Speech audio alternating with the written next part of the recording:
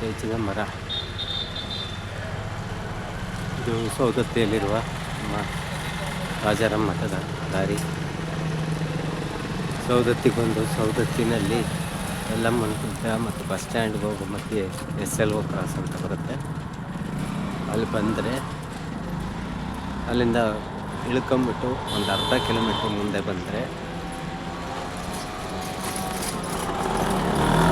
Board ಸಿಗುತ್ತೆ. ಬೋರ್ಡಿಂದ ಮುಂದೆ ಬಂದರೆ ರಾಜಾರಾಮ್ ಮಠ. ಆ ಮಠದಲ್ಲಿ ಮುಂದೆ ಬಂದರೆ ಇದು ನಮ್ಮ ರಾಜಾರಾಮ್ ಮಠ. ಜಗಂಬರ ಜಯಂತಿ ಮತ್ತು ರಾಜಾರಾಮ್ ಜಯಂತಿ ಅದ್ದೂರಿಯಿಂದ ನಡೆಯುತ್ತೆ. ಭಕ್ತಾದಿಗಳು ಈ ಹೂವಿನ ಸೇವೆಗೆ ಹಣವನ್ನು ಕಲೆಕ್ಟ್ ಮಾಡಿ ಬೆಂಗಳೂರಿನಿಂದ ಹೂ ತರಿಸ್ತಾರೆ. ರಾಜ್ಯದ ನಾನಾ ಭಾಗಗಳಿಂದ ಹೂವಿನ ಸೇವೆಗೆ ಹಣ ಹಾಕ್ತಾರೆ. ನಾವು ಕೂಡ ಇದಕ್ಕೆ ಹಣ ಸಂದಾಯ ಮಾಡುವಂಥವ್ರು ಮೇಲೆ ಬರುವಂಥ ನಂಬರಿಗೆ ಹಣ ಸಂದಾಯ ಮಾಡ್ಬೋದು. ಹಿಂದುಗಡೆ ಇದು ಗುರುಭವನ, ಗುರುನಿವಾಸ.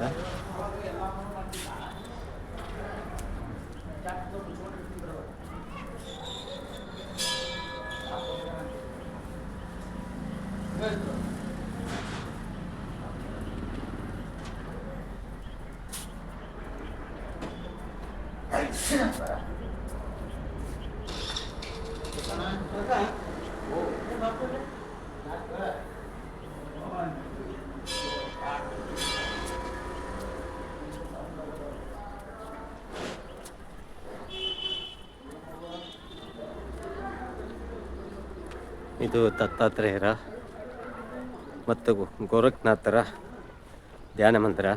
ಮೇಲ್ಗಡೆ ದತ್ತಾತ್ರೇಯರು, ಕೆಳಗಡೆ ಗೋರಖ್ನಾಥರ ಧ್ಯಾನ ಮಂದಿರ ಇದೆ. ಈಗ ಹೊಸ್ದಾಗಿ ರೆಡಿ ಆಗ್ತಾ ಇದೆ ಇದು. ಇದಕ್ಕೆ ಧನ ಸಹಾಯ ಮಾಡೋರು, ತನು ಮನ ಸಹಾಯ ಮಾಡೋವಂಥ ಆಲೋಚನೆ ಇರೋರು ಇಲ್ಲಿಗೆ ಖಂಡಿತ ಸಹಾಯ ಮಾಡ್ಬೋದು.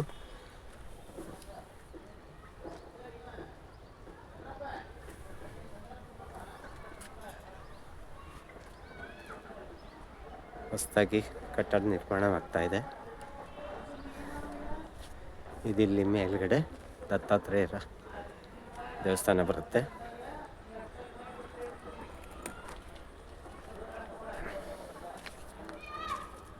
ಕೆಳಗಡೆ ಹೋದರೆ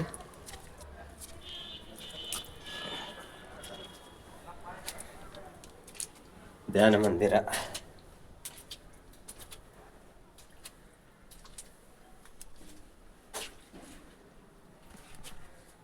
ಕನ್ಸ್ಟ್ರಕ್ಷನ್ ನಡೀತಾ ಇದೆ.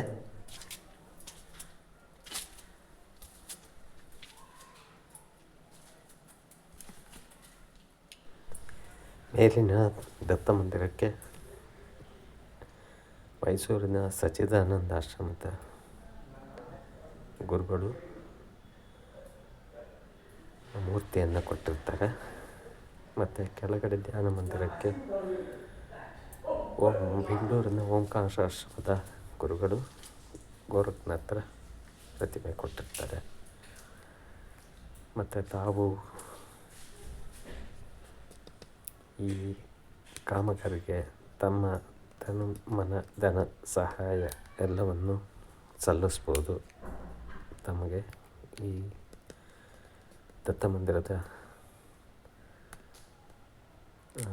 ಕಾಮಗಾರಿಗೆ ಏನು ಅನಿಸುತ್ತೋ ಅದನ್ನು ಸಹಾಯ ಮಾಡ್ಬೋದು. ತಮಗೆ ನಮ್ಮ ಗುರುಗಳ ಗಂಗಾಧರ ದೀಕ್ಷಿತರ ನಂಬರ್ ಕೊಟ್ಟಿರ್ತೀನಿ, ಧ್ಯಾನ ಮಂದಿರ. ಅವರ ನಂಬರ್ಗೆ ತಾವು ಯಾವುದೇ ಫೋನ್ಪೇ, ಜಿಪೇ ಎಲ್ಲದರಲ್ಲೂ ತಮ್ಮ ಹಣವನ್ನು ಸಂದಾಯ ಮಾಡ್ಬೋದು.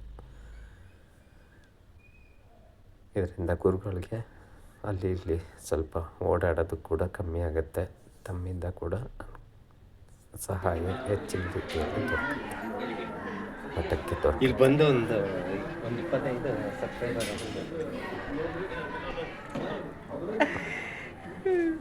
ಇದು ಧ್ಯಾನ ಮಂದಿರ. 423 ಆಗಿದೆ. 423 ಬೇಗ 1000 ಆಗಲಿ.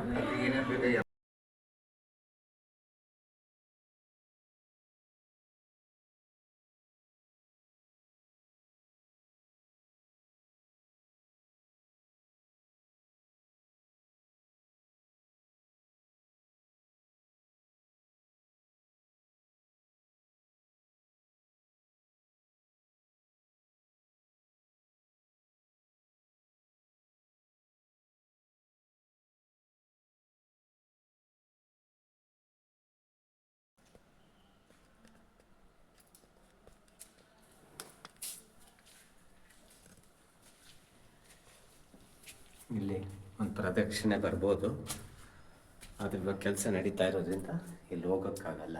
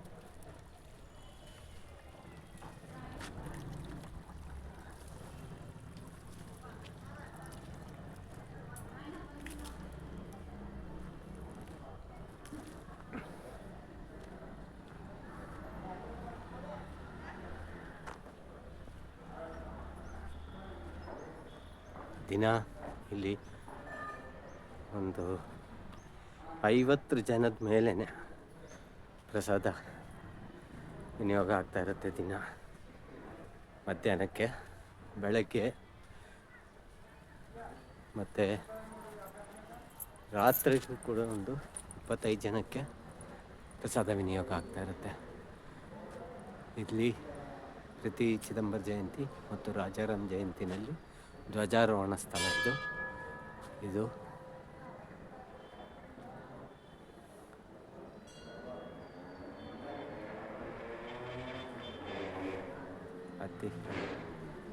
ಹತ್ತಿ ಮರ.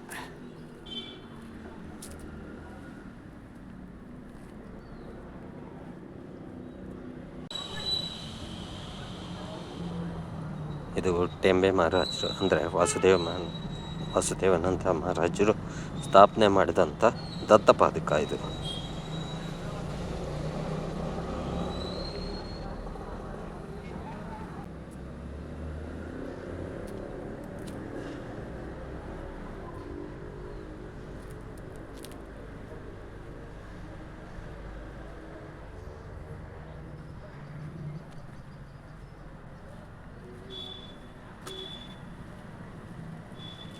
ಇಲ್ಲಿ ಗೋಶಾಲೆ ಕೂಡ ಇದೆ. ಗುರುಗಳು ಒಂದು ಚಿಕ್ಕದಾಗಿ ಗೋಶಾಲೆಯನ್ನು ಕೂಡ ಮಾಡಿದ್ದಾರೆ. ಇದೆ ಸರಿ, ಸುಮಾರು ಒಂದು 10-12 ಹಸುಗಳಿದೆ.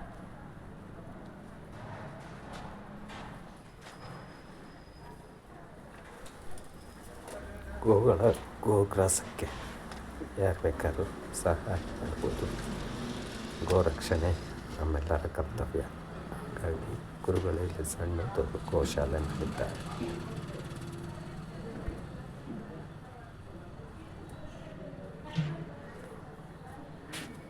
ಈಗ ಒಳಗಡೆ ಹೋಗ್ತಾ ಇದ್ದೀವಿ. ಇವತ್ತು ನಮ್ಮ ಚೇತನ್ ಚಕ್ರವರ್ತಿ ಅವರಿಂದ ಪ್ರವಚನ ಇದೆ.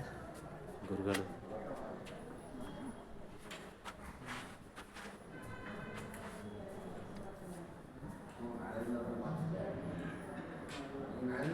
ಭಕ್ತಾದಿಗಳ ಜೊತೆ ದರ್ಶನ ಕೊಡ್ತಾ ಇದ್ದಾರೆ. ಇವತ್ತು ಪ್ರತಿ ಅಮಾವಾಸ್ಯೆ ಇಲ್ಲಿ ಅವರಿಂದ ಗೋಸ್ವಾಮಿಗಳಿಂದ ಪ್ರವಚನಕಾರರಿಂದ ಪ್ರವಚನ ಇರುತ್ತೆ. ಇದು ನಮ್ಮ ಮಾತೃಶ್ರೀಗಳ ಮಠದ ಮಾತೃಶ್ರೀಗಳು.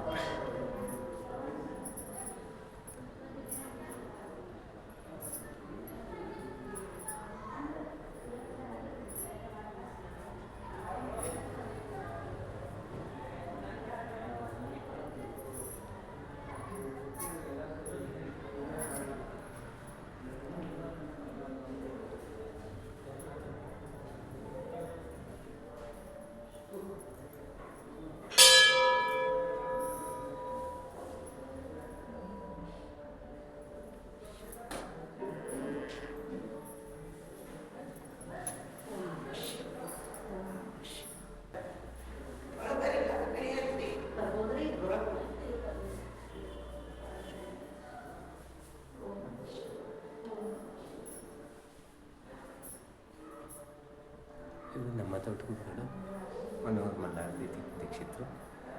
ಇವರು ಚಿದಂಬರ ಸ್ವಾಮಿಗಳು. ಗುರುಗಳ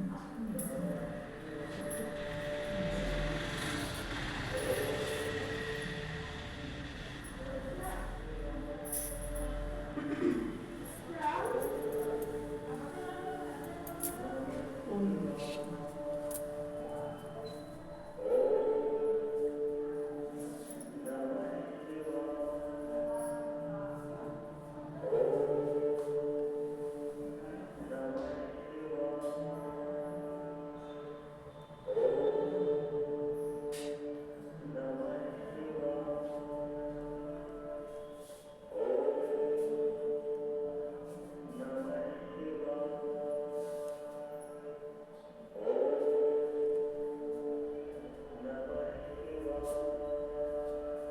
ಲಕ್ಷ್ಮೀ ಮಾತಾ, ಚಿದಂಬರ ನಾಗದೇವತೆ,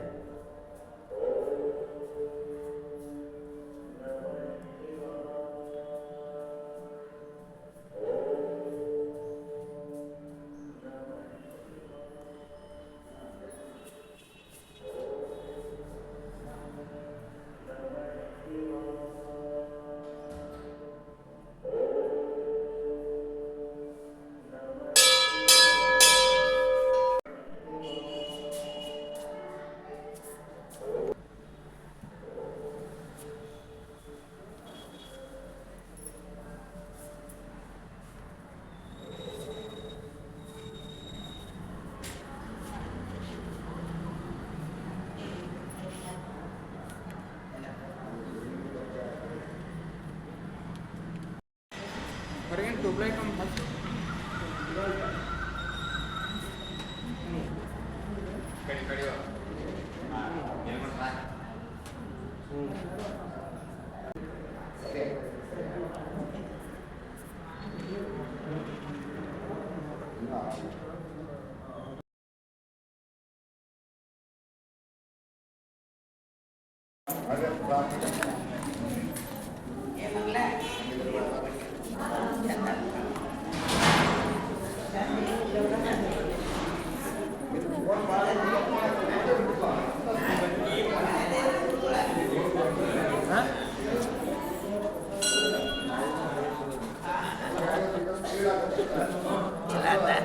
ಚಲೋ